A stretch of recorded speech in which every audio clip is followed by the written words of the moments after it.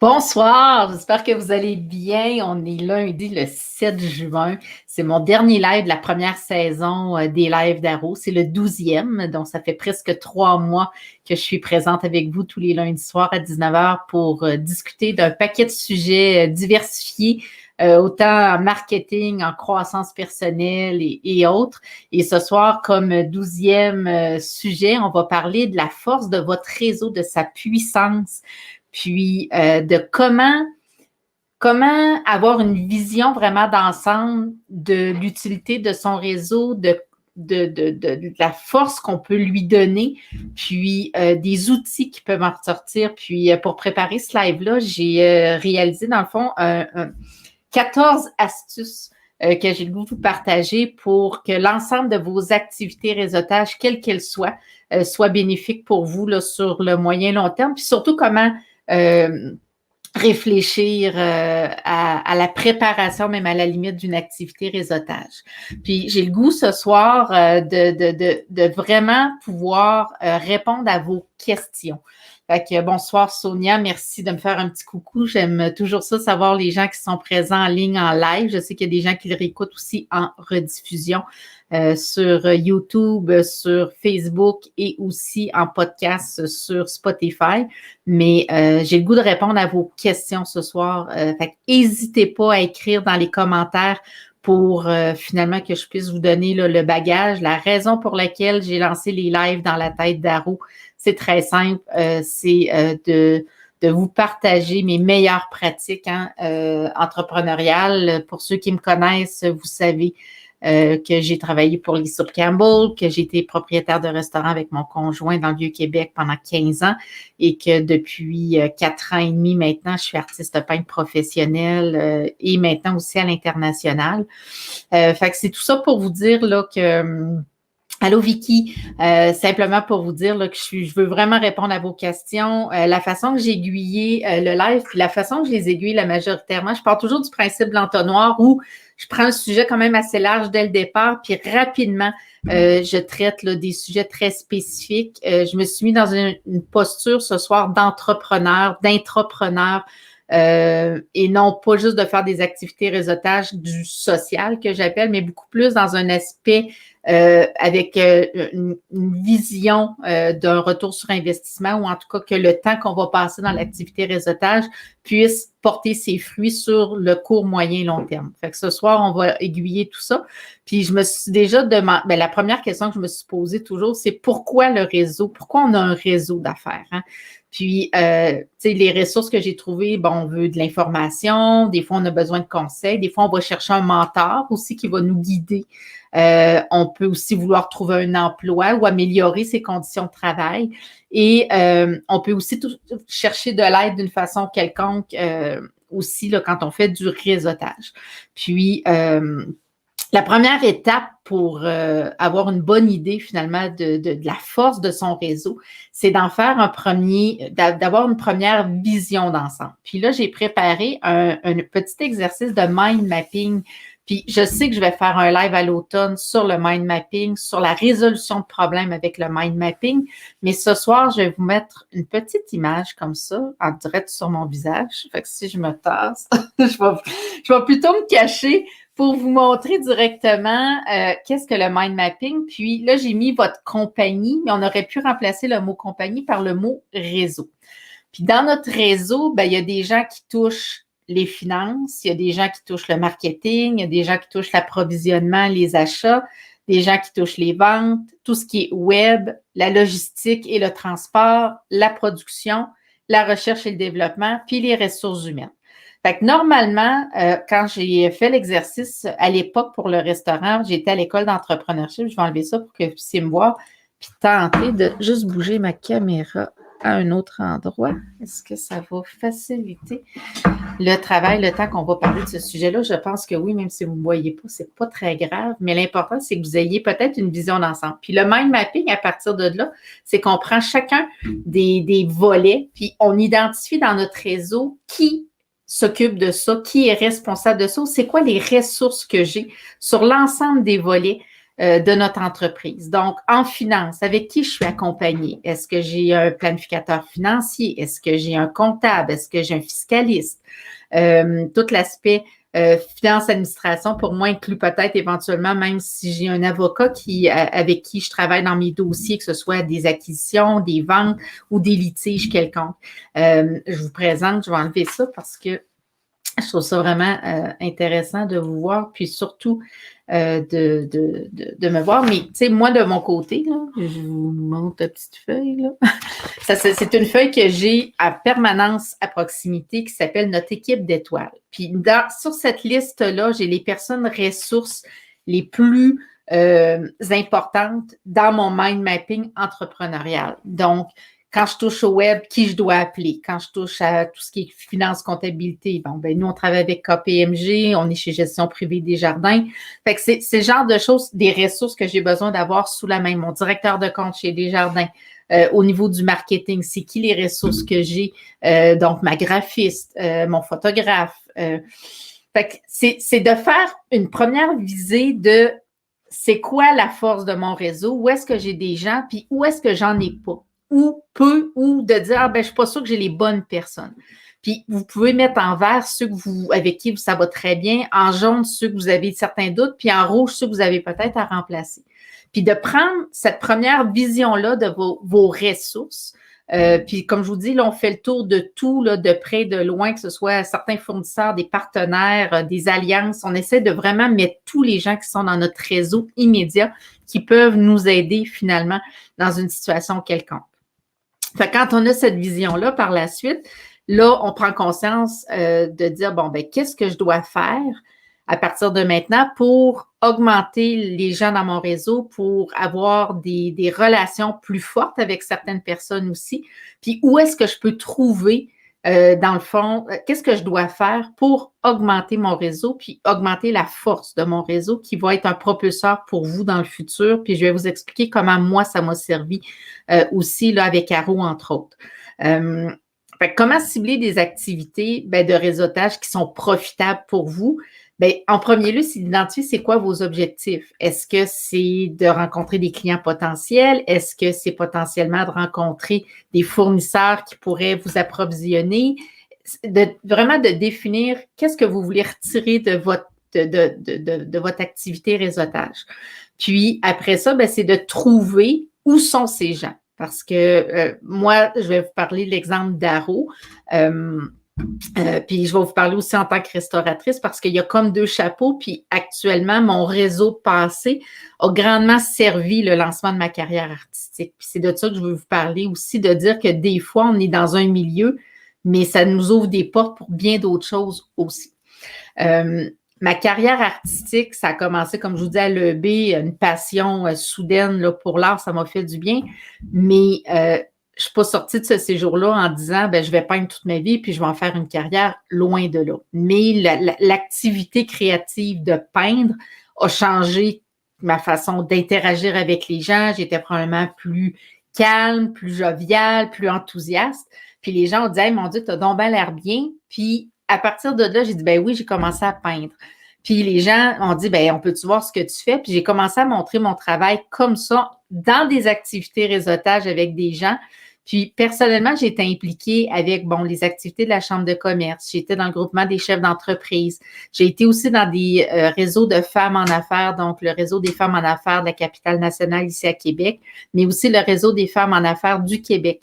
C'est des organismes, des associations, des groupements dans lesquels, personnellement, j'ai trouvé là, beaucoup de réconfort, beaucoup de suivi ou d'enjeux similaires. Puis, je vous dirais, la cerise sur le sonnet, c'est quand je suis rentrée à l'école d'entrepreneurship de Beauce où, à ce moment-là, j'ai rencontré des gens qui avaient les mêmes enjeux que moi puis qui venaient à l'école pour continuer à grandir comme chef d'entreprise. Puis, ça m'a vraiment beaucoup nourri dès le départ. Mais de trouver où sont les gens, la première question, c'est quoi votre objectif? Si c'est des fournisseurs, ça va souvent, on va les retrouver dans des salons d'achat ou dans des salons de présentation de nouveaux produits, admettons. Mais si c'est des acheteurs potentiels que vous cherchez, si vous êtes un agent d'immeuble puis vous cherchez des nouveaux clients, etc., ces gens-là, ils sont où? C'est qui votre persona? Fait que de toujours avoir en tête c'est qui votre client cible, puis où il se trouve. Est-ce que, tu sais, comme moi dans l'art, ben il va aimer aller visiter les galeries d'art, aller voir les musées, il va aimer faire des activités culturelles, puis dépendant aussi dans quelle tranche ou dans quelle gamme de produits on vend, comme moi je suis dans l'art abstrait, puis je suis rendue à pas un niveau de prix, mais tu sais, j'ai dépassé le côté passion, c'est vraiment une carrière, je suis présente en galerie d'art, fait que mes œuvres se vendent quelques milliers de dollars l'unité. Fait que déjà, mon persona vient de changer. On va aller chercher vraiment des personnalités, bon, les gens qui sont dans l'entrepreneuriat, les chefs d'entreprise, les gestionnaires d'entreprise, etc. Fait que quand je parle ou quand je cherche une activité, ben je vais tenter de me lier ou en tout cas d'intégrer des groupes dans lesquels ces gens-là pourraient se retrouver. Fait que de faire des activités où votre persona ou ce que vous cherchez se retrouve, c'est important.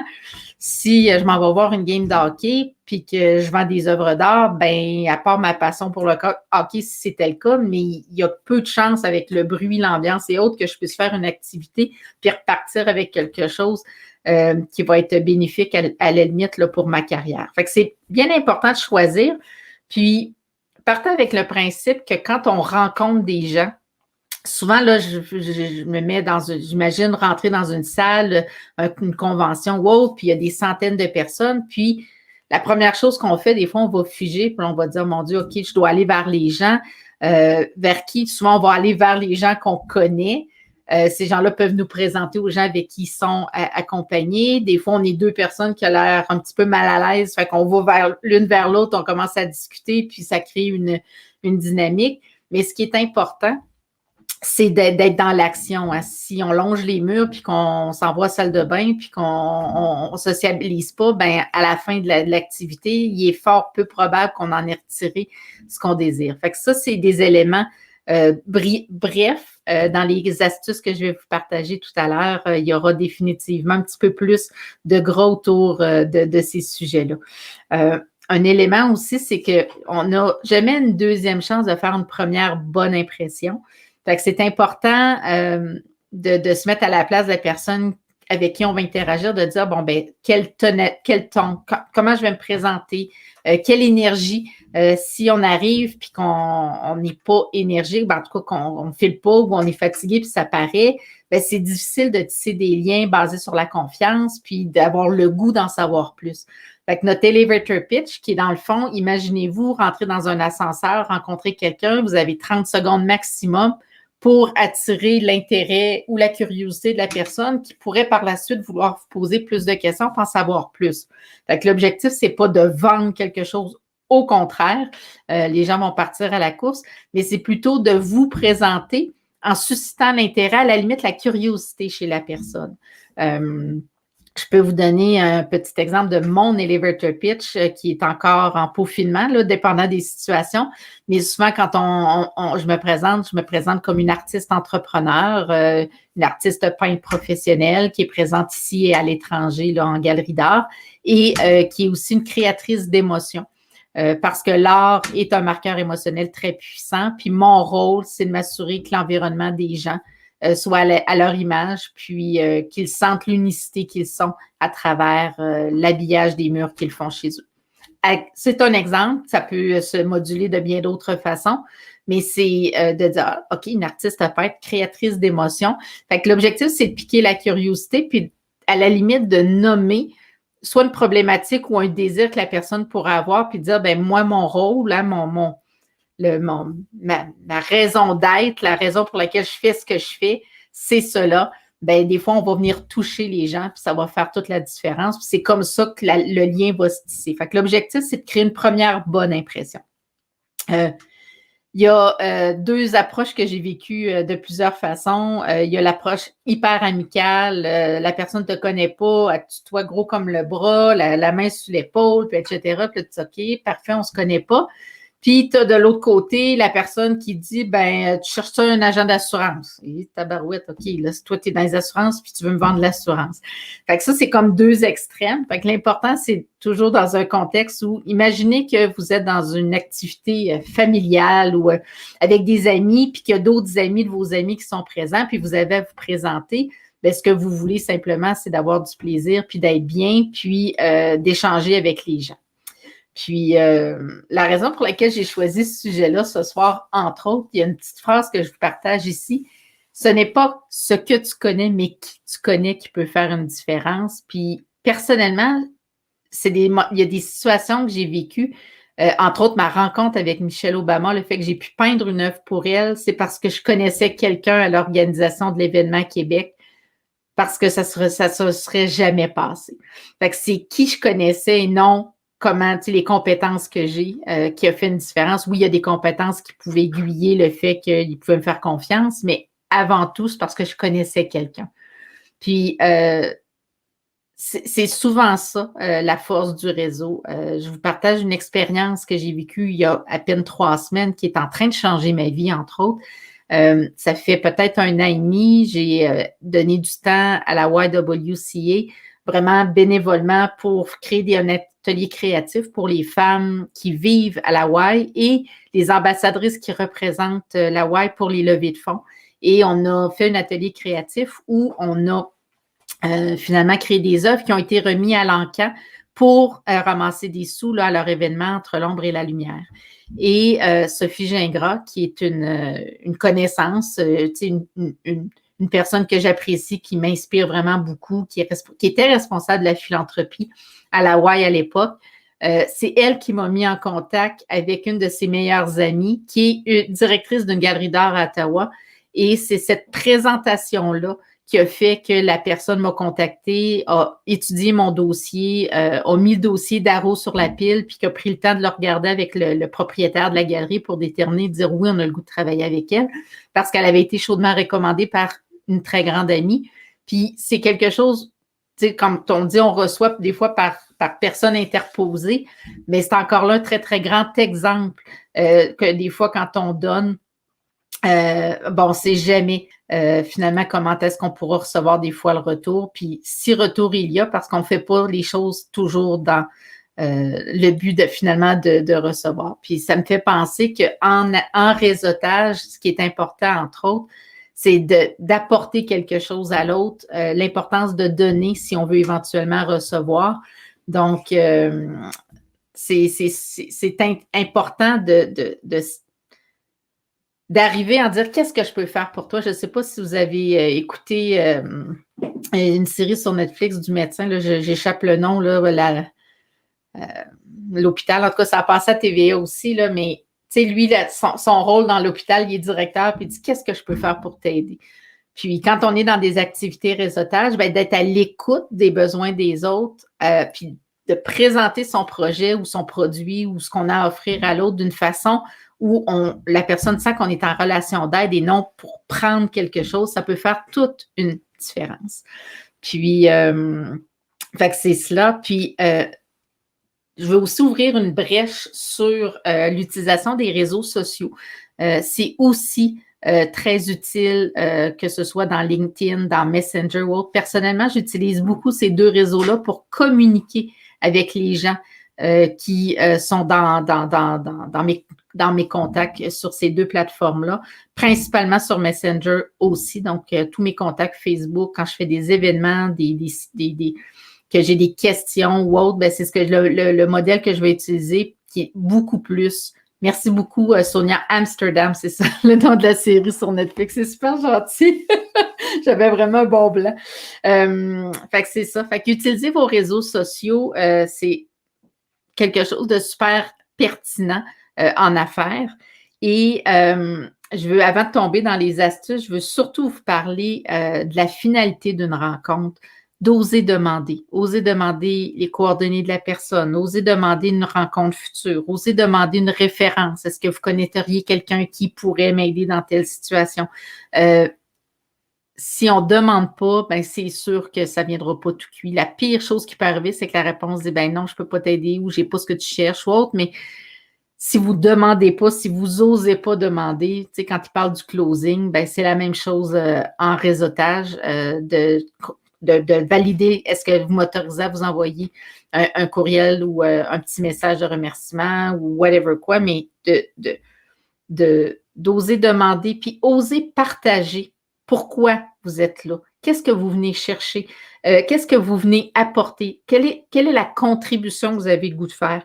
Puis partagez ce en quoi vous croyez. Pourquoi vous faites ce que vous faites?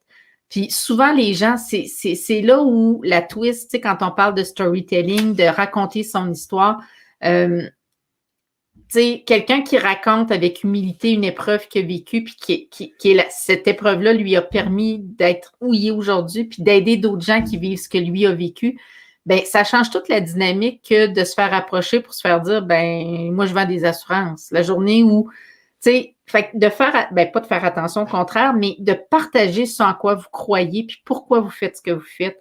C'est ce qui va motiver les gens à vous aider à adopter votre cause, à s'approprier votre histoire, puis à la limite d'en reparler aux autres. Fait que c'est comme ça qu'on réussit à bâtir et à grandir son réseau.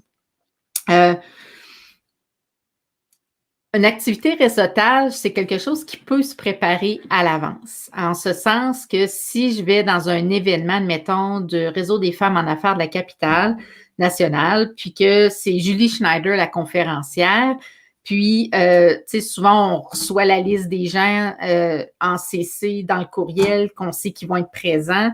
Bien, moi, j'aime toujours m'informer, bon, qui va être présent? C'est quoi le sujet? Est-ce qu'il y a des gens spécifiques que je veux rencontrer? Est-ce que je me suis fixé un objectif de cette activité-là, de quelqu'un que j'ai le goût de rencontrer?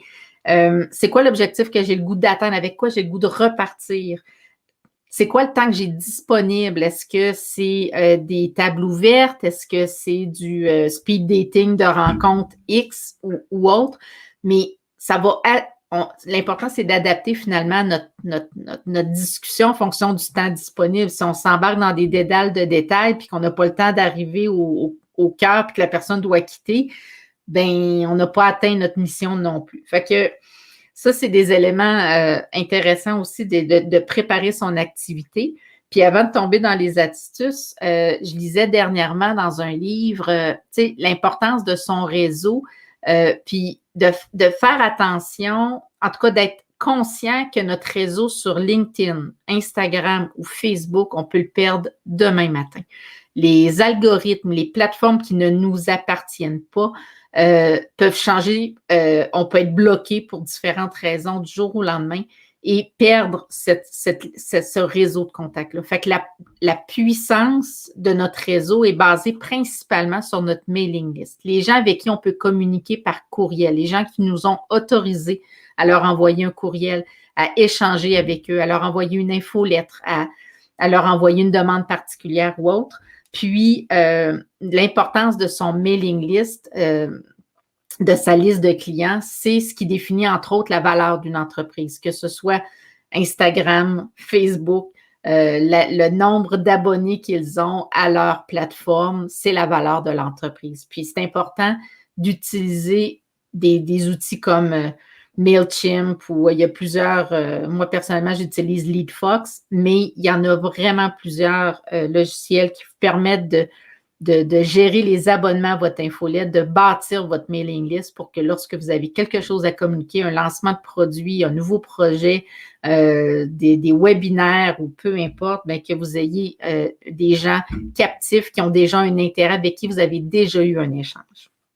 Puis là, bien, ça m'amène directement dans le cœur du sujet sur les astuces pour faire de votre réseau un réseau qui va répondre présent quand vous allez lancer des invitations, quand vous allez lancer des idées.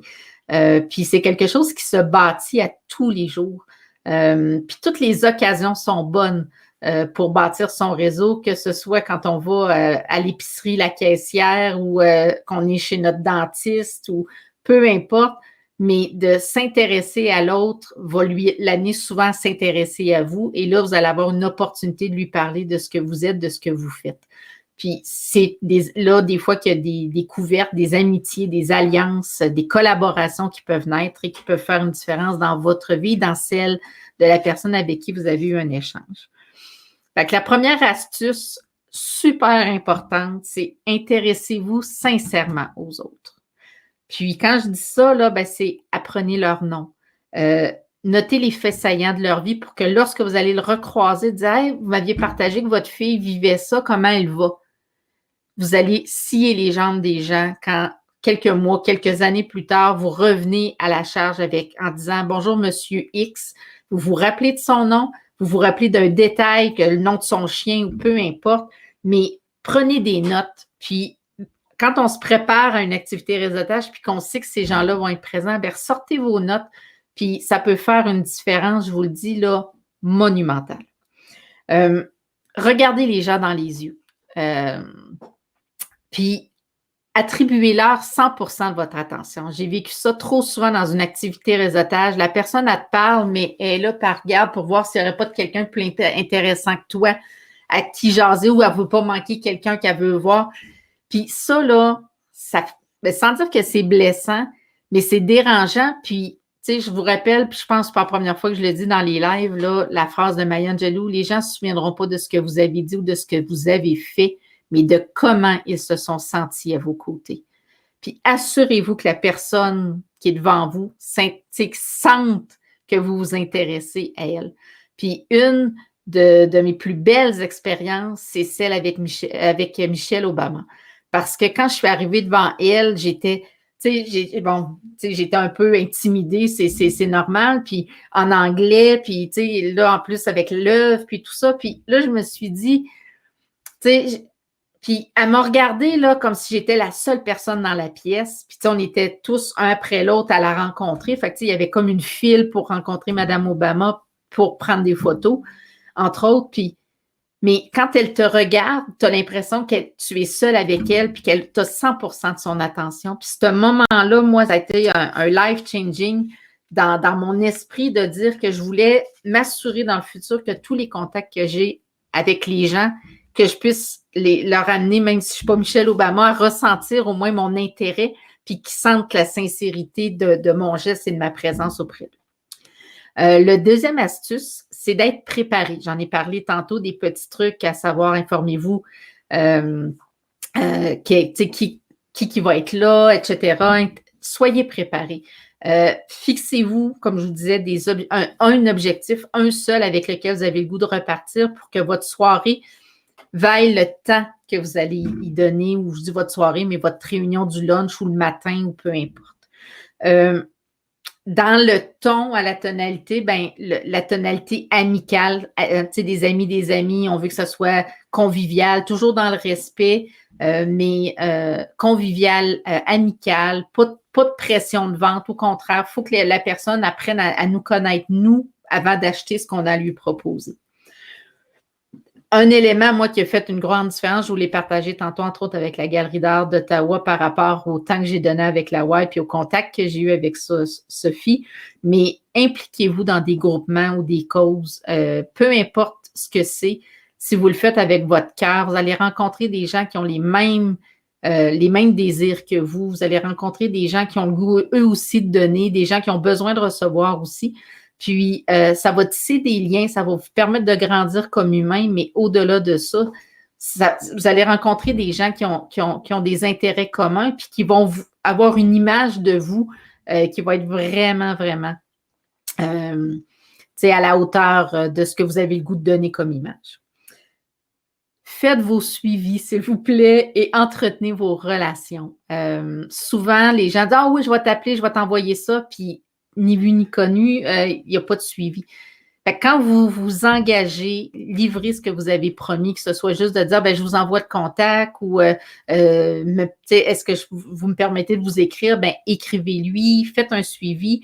Puis quand je dis entretenez vos relations, c'est beaucoup plus dans des relations. J'ai rencontré des femmes il y a 5, 7, 10, 15 ans que je ne vois pas nécessairement régulièrement, mais une fois par année, là, je fais le tour de ma liste, j'envoie un petit coucou, hey, j'espère que tu vas bien, j'ai une pensée pour toi aujourd'hui, je te souhaite une belle journée, ou j'ai vu que tu avais un nouveau poste, félicitations, veux-tu en jaser, etc.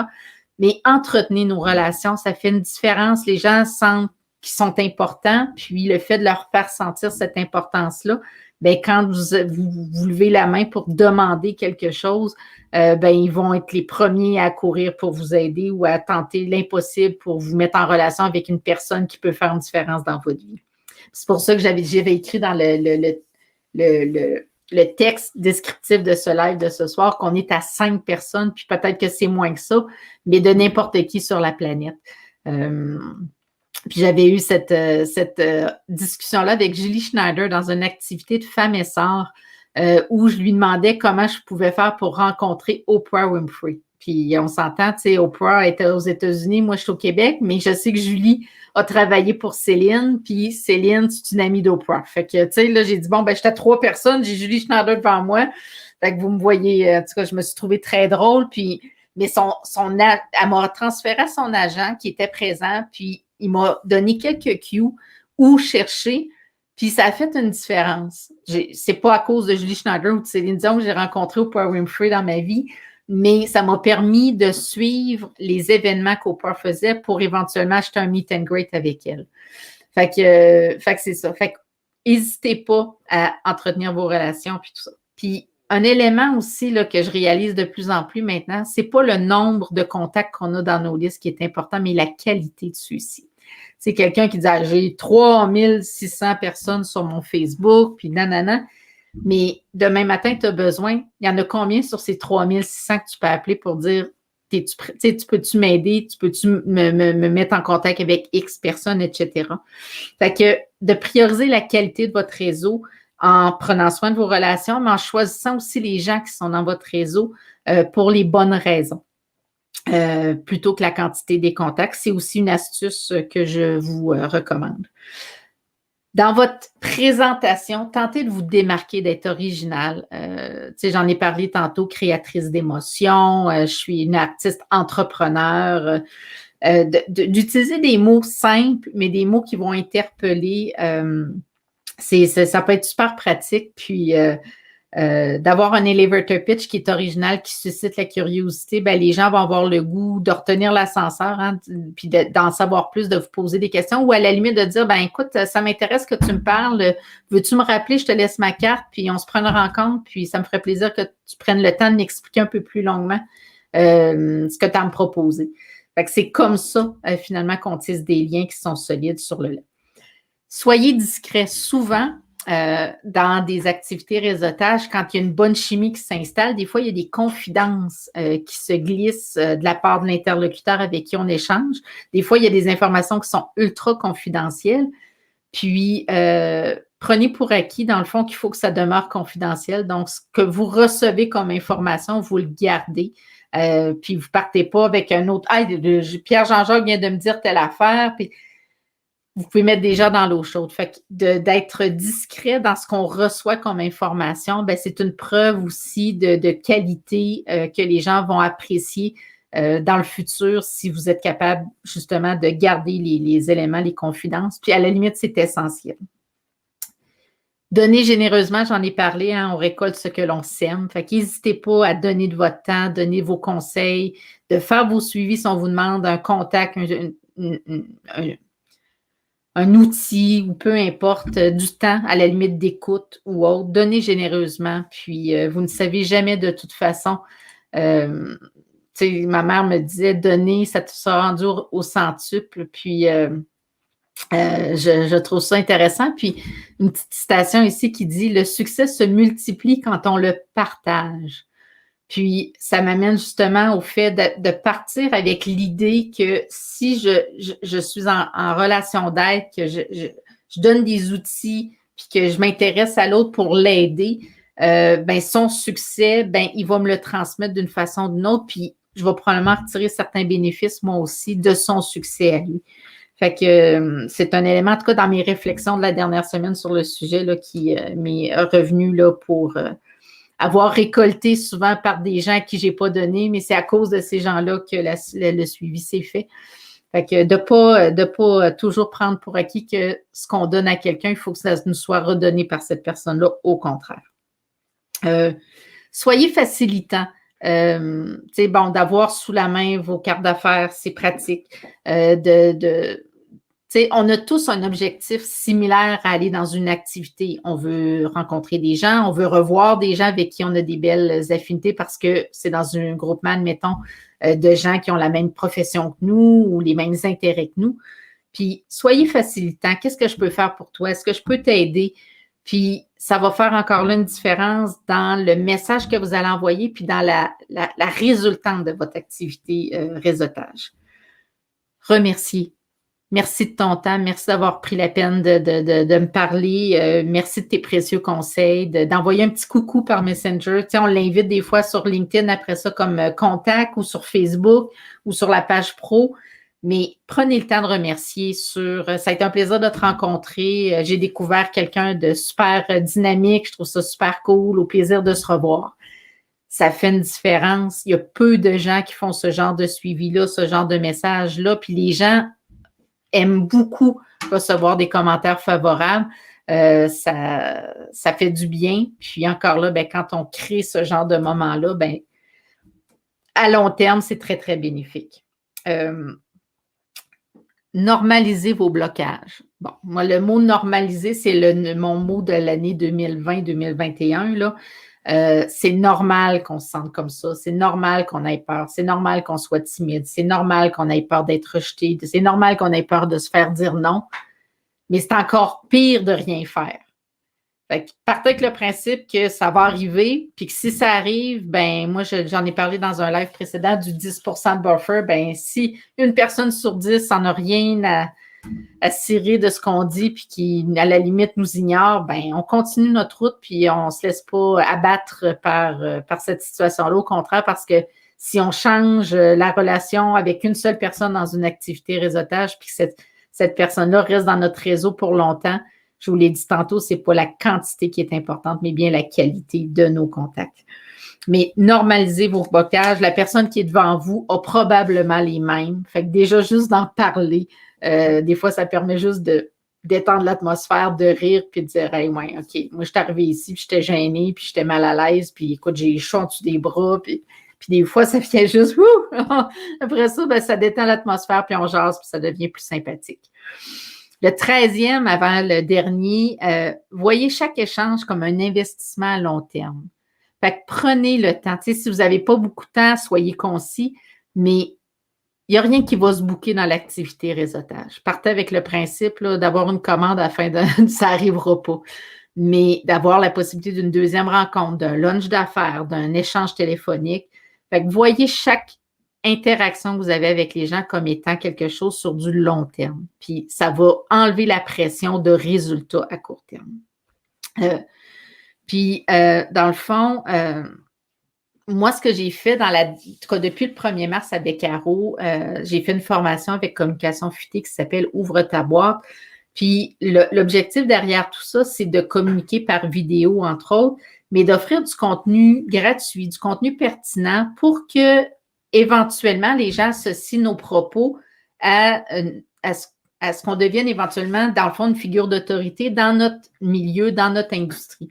Puis, de le faire avec son cœur, de le faire avec ce qu'on connaît, ce qu'on sait, bien, ça fait une différence. Puis, tu sais, l'objectif, dans le fond, ce qu'on veut tous, c'est d'être des leaders dans nos industries respectives. Puis, le réseautage nous permet ça. Puis, quand je parlais d'être facilitant, bien, on pourrait rajouter dans cette boucle-là d'offrir des choses aux gens qui vont les aider, puis que c'est gratuit, pour potentiellement, après ça, que ces gens-là, soit dans notre réseau, continuent à suivre ce qu'on fait pour potentiellement plus tard leur vendre ou leur offrir un service plus élaboré qui pourrait répondre à leurs besoins.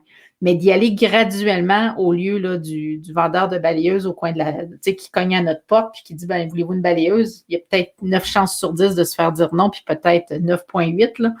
Mais c'est ça. Fait que sur le sujet de ce soir, j'ai du temps avec vous. Fait n'hésitez pas si vous avez des questions, des éléments que vous voulez clarifier, des outils que vous voulez que je vous partage, comment je gère mes listes de contacts ou peu importe, là, mais n'hésitez pas, je suis là vraiment pour répondre à vos commentaires. Là. Vous pouvez écrire dans le chat, ça va me faire plaisir. Puis aujourd'hui, ben, c'était le dernier live de la saison 1. Je reviens le 6 septembre, donc lundi, le 6 septembre à 19h avec plein de beaux sujets pour l'automne. Je vais travailler cet été à l'élaboration de ces sujets-là, mais déjà, j'ai le goût de parler de notre relation avec l'argent, j'ai le goût de parler de mind mapping, je vais avoir plein de sujets pour vous. Puis, dans le groupe Dans la tête d'Aro, le groupe privé Facebook, je vous invite vraiment à vous abonner à ce groupe-là parce que c'est le groupe que je vais utiliser cet été pour communiquer finalement avec les amateurs dans la tête d'Aro pour, entre autres, faire un brainstorming d'idées, de sujets pour, dans le fond, la saison 2 à l'automne. J'espère que vous appréciez le contenu de mes lives. Je reçois beaucoup de commentaires, ça me touche vraiment beaucoup. Puis, il y a quelqu'un qui me demandait cette semaine pourquoi j'ai lancé les lives, pourquoi je fais un podcast, pourquoi. Puis, je suis une personne d'action, puis je me suis dit, si je le fais pas, si j'attends que tout soit parfait, ben je le ferai probablement jamais. Puis, j'ai le désir d'écrire un livre, j'ai le désir de faire du coaching, du mentorat, j'ai le désir de donner des conférences. Puis, j'avais des grands défis technologiques. Personnellement, la caméra était quelque chose qui me faisait peur. Puis, je me suis lancée pour justement, avec une plus petite communauté, commencer à trouver le ton de mon message, puis trouver finalement une résonance chez l'autre. Puis, c'est la raison pour laquelle je me suis lancée dès le départ, puis de trouver finalement des sujets qui inspirent les femmes entrepreneurs, les hommes entrepreneurs, les artistes, peu importe, il y a plein de sujets qu'on peut aborder. Puis le but, c'est vraiment d'échanger sur les meilleures pratiques. Fait que vous pouvez réécouter le live en rediffusion dans la tête d'Aro sur Spotify, sur YouTube, sur la chaîne. Tous les lives s'y retrouvent. Là, les 12 derniers sont répertoriés là, plus d'autres vidéos sur l'art. Fait que vraiment très intéressant. Puis sinon, n'hésitez pas à me contacter là, en message privé ou sur le site web d'Aro. Vous avez un lien direct de contact pour me rejoindre.